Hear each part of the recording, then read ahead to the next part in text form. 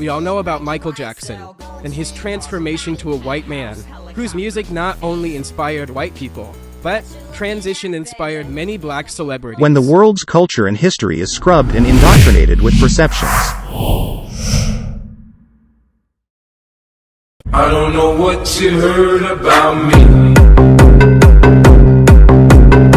I don't know what you heard about me. Kim Brown. About 5 years ago, Sammy Sosa, face with wide open eyes and flushed cheeks, skin bleaching, self-hate, shame of your dark color. What about those dark eyes? And your pelo malo?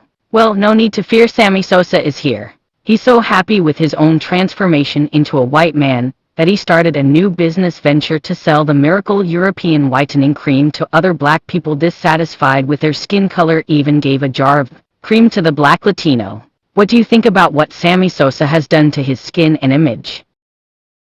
The former baseball player has confessed to using bleaching products in order to have a lighter skin tone. He said this was in response to the criticism that was leveled against him for having a darker skin tone. His bleaching has eclipsed his 13-year illustrious career in the baseball game. I don't know what you heard about me. China has even admitted to using her product to make her skin complexion lighter. She has used the opportunity to try and rack up sales for her lightening brand, with lots of criticisms for that. Black China has gone as far as promoting her skin lightening cream. I don't know what you heard about me. In Nigeria, where the practice is common, launch her own bleaching product. Promotional material for her cream creates an impression that her product is befitting of a high-end market in need of the service.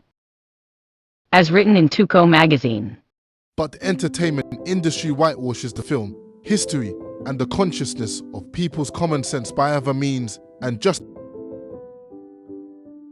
they also attack heritage and culture by using indoctrination through movies, media, documentaries, and illustration. Here are 5 examples of whitewashing. Whitewashing is a casting practice in the film industry in which white actors are cast in non-white roles. As defined by Merriam-Webster, to whitewash is to alter, in a way that favors, features, or caters to white people, such as casting a white performer in a role based on a non-white person or fictional character. According to the BBC, films in which white actors have played other races include all genres. African American roles and roles of Asian descent have been whitewashed, as well as characters from the ancient world in the genre of classical and mythological films. What is an example of whitewashing in Hollywood? 1.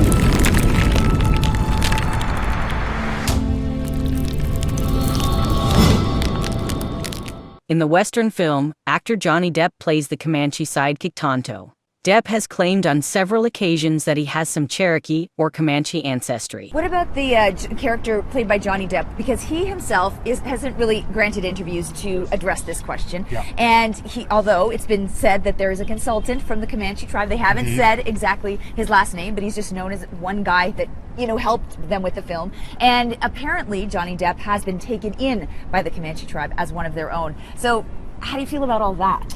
I think that was a great photo op. That was a sort of, I believe, a Disney arranged exercise, him being adopted by the Comanche tribe.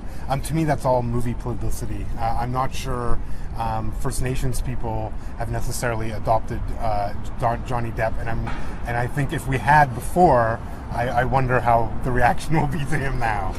In the drama film based on a true story, white actors play members of a family that is partly African American but passes as white. The men you seek think you are dead. Better to stay that way. Media watchdog groups have sought more authentic representations on screen, taking issue with casting decisions, such as actor Johnny Depp as a Native American in The Lone Ranger 2013. With films from the United States receiving promotion in more global markets, the groups argue for roles that represent the diversity of audiences who are seeking more authenticity. SAG-AFTRA's David White demurred on groups' opposition to casting white actors in non-white roles. The laws insist that one's race not be part of the qualifications for a job. Law professor John Turanian said, "Of course, there's nothing inherently wrong with race-blind casting, as long as it works both ways. But in reality, it never has. One rarely sees, for example, an African American, Latino, or Asian actor cast as a white character. Number 2. The Beguiled.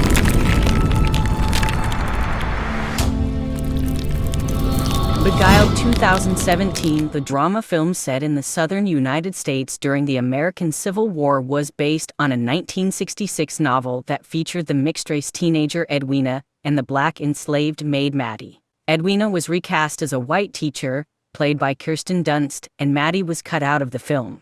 Director Sofia Coppola explained the removal.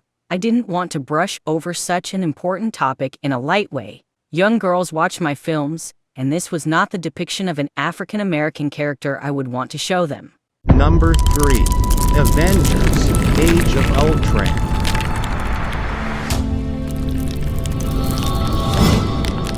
Avengers: Age of Ultron 2015. In the superhero film, Elizabeth Olsen and Aaron Taylor Johnson play respectively Scarlet Witch and Quicksilver, who in earlier comic incarnations were depicted as the children of white Americans, but were later depicted in most comics as being partly of Romani descent. Number 4. Blade, Blade 2, and Blade Trinity. Blade 1998. In the Blade film series, actor Chris Christopherson plays Blade's mentor Abraham Whistler, who is based on Jamal Afari, a character depicted as African American in the comic books. And number 5. Batman.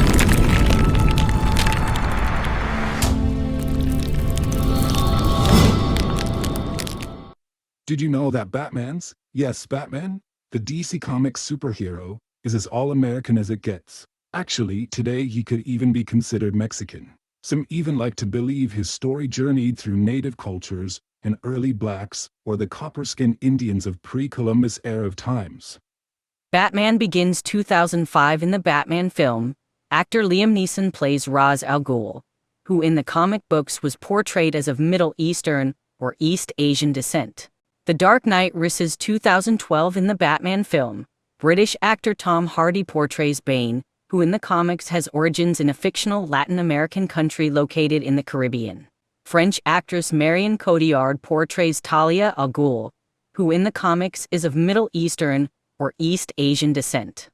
The Mayans, an ancient civilization that flourished in Mesoamerica, are not normally associated with the origins of Batman. Batman is a fictional superhero character known to be created by Bob Kane and Bill Finger, first appearing in Detective Comics number 27 in 1939. However, if we look at the cultural and mythological significance of bats in Mayan civilization, we can draw some interesting connection. Bats held a special place in Mayan mythology, often associated with the god of the underworld and death, named Camazotz. Camazotz, meaning death bat in the Mayan language, was depicted as a giant bat-like creature with sharp teeth and claws.